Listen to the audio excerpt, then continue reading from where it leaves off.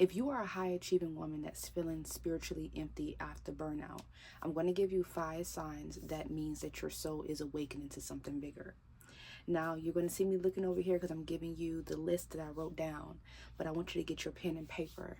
Number 1, physical exhaustion that rest doesn't heal. A lot of us feel emotionally and spiritually tired, that you can rest 9 hours, 10 hours, 11 hours, but you still feel tired. You still feel exhausted. You still feel like you can't get enough rest. Number 2, sudden interest in healing and spirituality. For me, when I first began my spiritual journey, it was honestly because I felt like nothing else was giving me the answers that I was looking for. So I started to dig a little bit deeper. I no longer wanted to live in toxicity. I no longer wanted to live in hurt and trauma and pain. I wanted to find the answer. So in my route of finding the answer, I fell into this journey of spirituality. I felt this journey of spirit, fell into this journey of healing, and I found different things to help me along the way. So number 2 is sudden interest in healing, sudden interest in spirituality. Number 3 is questioning your belief about success. A lot of us thought, or may still have this thought pattern, that success means the cars, the house, the relationships, the money, the kids, and all these other external things. But you start to question, is this really happiness? And some of us are in this predicament. We have the house, we have the cars, we have the money, we have the relationship, we have the children, we have all these things, but we feel this sudden feeling of emptiness, because those external things are not bringing you the happiness, the peace, the essence of really what it is that you desire. And we thought that by getting these things that we'll receive the happiness, the peace, the fulfillment. So you start to question your belief around success. What does success really look like? Because on paper, I'm successful, but in my heart, in my spirit, I'm not successful. I don't feel successful. Number 4, you're feeling called to help others heal. Even though you feel like you're in this journey where you're healing yourself, you feel like you attract people that needs healing. You feel like you attract people that needs your nurturing. You attract people that needs that from you. And this sometimes can correlate to God is showing you something bigger, where you're supposed to be, where you're supposed to show up, where you're supposed to step into.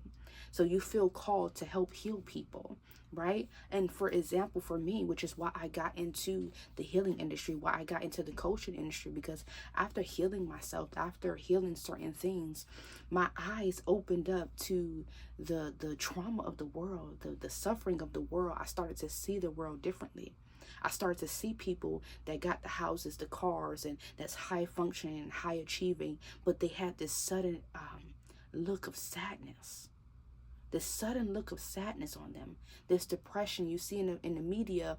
These people, these high people in high places, are experiencing deep depression, deep sadness, unaliving, all these other things, because there is this deep level of suffering that we thought having these external and material things would give us the peace and the happiness that we desire. And then we find out that it doesn't, and a lot of us don't know how to deal with that information. So when I came into the healing journey, and I started to heal my heart, heal my situation, heal my trauma, I started to see the suffering in the world. And God gave me this feeling of wanting to help, wanting to heal, wanted to give help to others, guide others. And that is how I got into the coaching industry, because I had a passion to see and help people along the way. Number 5, sensing deeper purpose beyond your on-paper achievement. You got a promotion at work. You got a raise at work.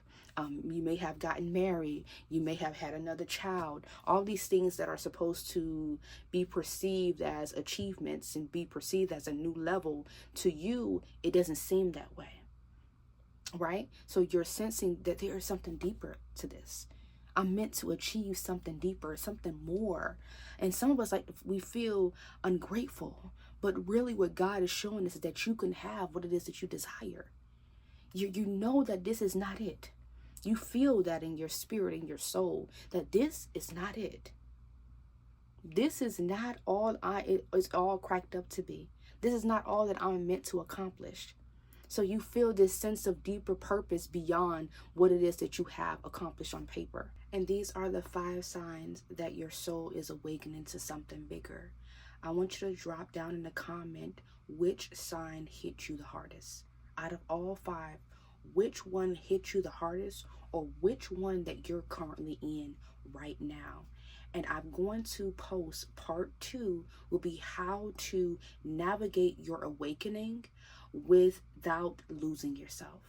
How do we navigate spiritually awakening without losing ourselves? See, a lot of us don't know how to hold both, how to have a spiritual awakening, how to find our new self, while also without losing our essence, without losing our morals, without losing our value, without losing our spirit. So that is what part 2 is going to be about, how to navigate your spiritual awakening without losing yourself, because it's possible, without losing your essence, because it's possible. Now, I want to thank you so much for sitting through this video. I want you to like, I want you to save, I want you to share this with someone that you believe is going through a spiritual awakening and they don't know how to navigate it. They don't know the signs. I want you to share this video, and I want you to subscribe to the page, because baby, we are about to go on a ride. We're about to heal. We're about to laugh. We're about to cry, and we're about to really do life together. All right.